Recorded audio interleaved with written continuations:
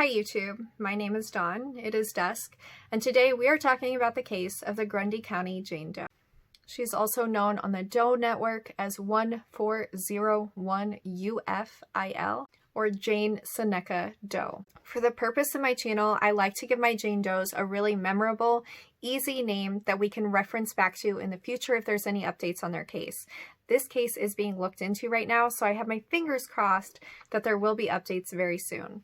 But we're going to call this Jane Doe the Knit Sweater Jane Doe. As always, Jane Doe will be sitting beside me in this video so you can truly get a good view of who she is and what she looks like. I think this is really important if you're going to go off into YouTube and watch missing persons cases to link her face back to someone who she may be. But today, let's talk about the few pieces of information that we know about her. On today's video, all I do is overview the very basics of the case. Tomorrow night at 6:30, I'll publish another video where we talk about all of the unanswered questions for this case. All of the things we were unable to figure out. My cat is being super ridiculous, so I apologize if you see her being nonsensical in the background. So our knit sweater, Jane Doe, was found on October 2nd, 1976 at around 3 p.m. by a local farmer. Her body had been left on the side of a ditch.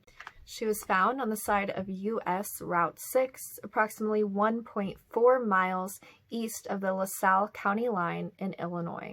This is a very rural area in Illinois, and we'll delve a little bit deeper into this location at the end of the video. She is a young woman, approximately aged between 15 and 27 years old. She is a Black African-American female standing between 5'7" and 5'9". She weighed between 130 and 150 pounds. Her hair color was black and she had brown eyes. She had a scar on her right hip, lower abdomen area, which could have been a birthmark. She was likely not at the scene very long. It's approximated that she died 1 day prior to her body being found. She was killed by a gunshot. The bullet went from behind her ear out of her forehead. She had been shot only once in the back of the head with a .38 caliber revolver. I am not very familiar with guns, but I attempted to do a little bit of research just to give us an idea of what type of gun this was. The .38 caliber revolver is a very common gun. In fact, it was the standard service cartridge for most police departments around the US between the 1940s and 1990s. It's a very manageable and accurate gun. Supposedly quite easy to shoot and is used for target competitions, personal defense, and hunting small game. Her head was covered in a green plastic bag that had been taped with black electrical tape. She gets her name, the Knit Sweater Jane Doe, because she was unclothed, but she did have a red and black knit sweater wrapped around her head at the scene. I'm going to go ahead and flash a picture of that sweater up for you guys so you can see it now. She was completely unclothed aside from this sweater. As you can see, it's red, white, and black, and it was wrapped around her head.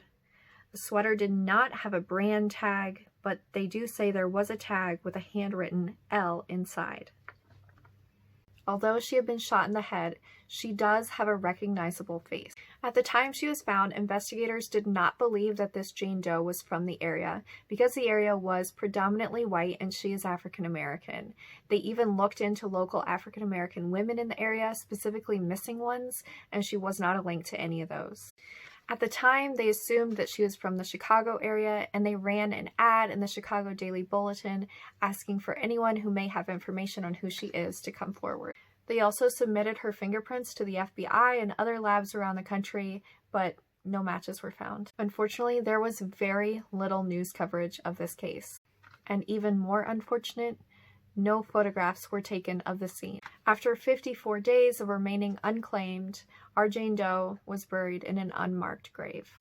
The good news is, after 32 years, in 2018, our Grundy County Jane Doe was exhumed and her DNA was taken. Her DNA was matched to the databases of genealogy websites, and they got a match. In January of this year, 34 years after our Jane Doe's passing, a genealogy match was made. This match linked her to a descendant in Alabama. And here's the information that investigators now know. Her parents may have come from Selma, Alabama, at least one set of grandparents definitively came from Selma, Alabama. One grandparent was likely named Calhoun, and one great-grandparent was likely named Harris. Other counties within Alabama that family members could have resided are Dallas and Wilcox. At least one branch of this family moved to Ohio, and she may have siblings who are completely unaware of her existence.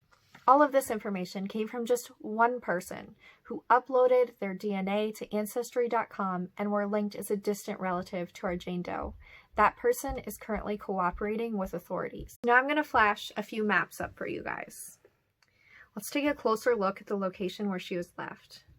Obviously, it's very rural. There are no major roads nearby, no major towns nearby. It's a farming community where likely they're growing corn or soybeans. It's a very easy place to leave a body. Now let's look. Route 6 comes right off of I-80 in this general area. I-80 is actually a very major road, and it's a very major interstate in the Midwest and in the U.S. as a whole.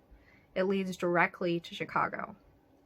But if we zoom out a little further, it also leads directly to Ohio, going right through Cleveland.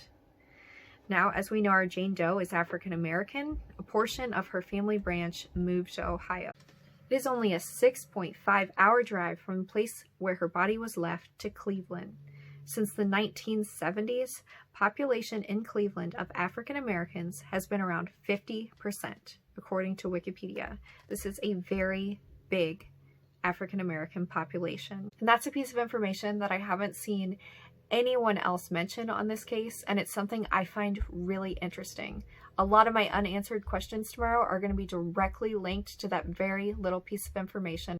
If you're interested in joining me tomorrow, putting your thinking cap on, hearing all of the unanswered questions that I was left with while researching this case, and talking about your own unanswered questions, I'll be on tomorrow at 6:30 p.m. Central Time to discuss this case a little more in depth. But at this time, I'm asking you to just take one last look at our Grundy County Jane Doe, our knit sweater Jane Doe. For 34 years, more than the time she was alive, more years than she was alive, she has been unknown. If by asking questions about this case and getting the discussion going further, we can help her, then why don't we? Who deserves the small amount of time that you devoted to her today. Thank you so much for joining me. And if you'd like to discuss her case a little further, I look forward to seeing you tomorrow evening.